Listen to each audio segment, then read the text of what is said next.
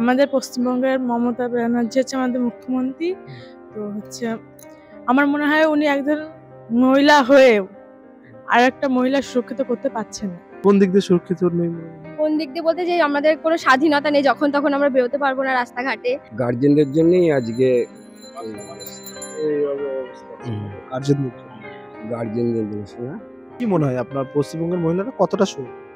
না, একদমই সুরক্ষিত না মহিলারা। না। কোন দিক দিয়ে সুরক্ষিত? আমাদের পশ্চিমবঙ্গের মমতা ব্যানার্জি হচ্ছে আমাদের মুখ্যমন্ত্রী। তো হচ্ছে আমার মনে হয় উনি একজন মহিলা হয়েও আরেকটা মহিলা সুরক্ষিত করতে পারছেন না। আচ্ছা, আমাদের পশ্চিমবঙ্গের মুখ্যমন্ত্রী একজন মহিলা। মহিলা হওয়ার পরেও আমাদের রাজ্যের মহিলারা কতটা সুরক্ষিত বলে মনে হয়? রাজ্যের মহিলারা সুরক্ষিত কিনা বলতে পারছি না, কিন্তু এটুকু বলতে পারি যে বর্তমান সিচুয়েশনটা ঠিক নেই। ভীষণই খারাপ একটা সিচুয়েশনের মধ্যে দিয়ে মানুষ, বিশেষ করে নারীরা সবাই বিশেষ খারাপ একটা সিচুয়েশনের মধ্যে দিয়ে যাচ্ছে। তো এর একটা নতুন কিছু হওয়া দরকার। মুখ্যমন্ত্রীকে আপনি কি বার্তা দিতে চাইছেন যে মেয়েদের সুরক্ষিত রাখার জন্য বা সুরক্ষিত করার জন্য কি বার্তা দিতে চাইছেন? না, উনি যে পথে এগোচ্ছেন হয়তো উনার দিক দিয়ে পথটা সঠিক, কিন্তু যেহেতু উনি একটা সবার ওপরে বসে আছেন, উনার কাছে সব মাধ্যম সব কথা গিয়ে হয়তো পৌঁছান না, তাই হয়তো উনি অতটা বুঝতে পারেন না। কিন্তু এটুকুই বলবো যে যেকোনো মাধ্যম দিয়ে হোক উনি যদি ব্যাপারটা দেখেন, তাহলে হয়তো আরো মেয়েরা সুরক্ষিত আরেকটু বেশি ভালোভাবে থাকবে। আপনার কি মনে হয় আপনারা কি সুরক্ষিত আছেন? Yes or no? আছেন বলে মনে হয় আপনার?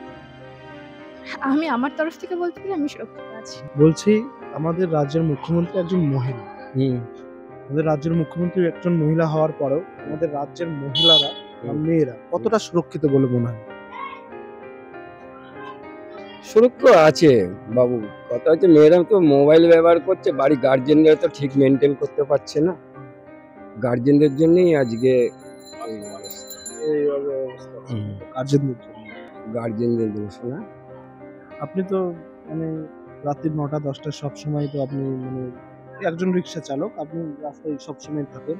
রাস্তায় দেখে বলে কি মনে হয় আপনার? আদৌ সত্যিই কি আছে মেয়েরা সুরক্ষিত? নারীরা আপনার বাড়ির নারীরা বলুন, আপনার গ্রামের নারীরা, শহরের নারীরা বলুন, সুরক্ষিত আছে? তার জন্য মা বাবার দায়িত্ব। মা-বাবা দায়ী। মা বাবার দায়িত্ব, মেয়েদের ছেড়ে দিচ্ছে কেন? যখন দেশের অবস্থা খারাপ দেখে মা বাবাদের বাড়ি থেকে ছাড়া উচিত। মেয়েরা মেয়েরা কি তাহলে ঘরবন্দি হয়ে থাকে? না, ঘরবন্দি থাকা উচিত না। তবু মেয়েরা যখন মা বাবারা যখন যাচ্ছে, মা বাবারা তো জানতেই পারছে এখন ফ্যাশনের যুগ। ফ্যাশনের জামা কাপড় পরেছে, তখন অটোমেটিক ছেলেপুলেরা অন্যরকম মনে ভাব নিচ্ছে এখন ছেলেপুলেরা। ছেলেপেলেদের মানসিকতার দোষ। একটা মেয়ে মানুষের তো দোষ নেই। না, মেয়ে মানুষের কোনো দোষ নেই, কিন্তু মা বাবারা গার্ড দিয়ে চললে এই জিনিসটা আস্তে আস্তে মানে তাহলে এখনো মানে মেয়েদেরকে সেফটি হিসেবে সেফটি হিসেবে মা বাবাদের রাখতে হবে। রাখতে হবে। মানে নিরাপত্তা নেই। না, আসলে হ্যাঁ? না। মানে মূল কথা হলো আমাদের রাজ্যে এখনো মেয়েরা না। নিরাপত্তা সেভাবে আমাদের না, নিরাপত্তা নেই। না। তাই তো? ছিল যে আমাদের পশ্চিমবঙ্গের মুখ্যমন্ত্রী মমতা ব্যানার্জি একজন মহিলা। একজন মহিলা মুখ্যমন্ত্রী হওয়ার পরেও আমাদের রাজ্যের মহিলারা কতটা সুরক্ষিত বলে মনে হয়? সেটা তো সবাই জানে, কিন্তু এই বিষয়ে আমি কোনো মুখ খুলতে চাই না। একটু বলেন যে কতটা সুরক্ষিত বলে মনে হয়? সুরক্ষিত কি আছে? সুরক্ষিত যদি থাকতো তাহলেও কি এরকম জায়গায় জায়গায় আন্দোলন হতো, অবরোধ হতো এরকম?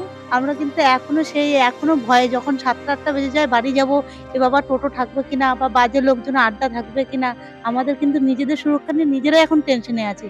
যদি মমতা ব্যানার্জি ঠিক জায়গায় থাকতো তাহলে আমরা তো প্রত্যেকটা মেয়ে একটা নিরাপদ আশ্রয় পেতাম যে না, আমাদের রাত ১০টা বেজে গেল, ঠিক আছে, নিশ্চিন্তে বাড়ি যেতে পারবো। এখানে ডাইরেক্টলি ইনডাইরেক্টলি বললেও কিন্তু বোঝা যায়। ঠিক আছে, সব চারিদিকে দেখছেন কি করা, কি হচ্ছে, কি হচ্ছে না।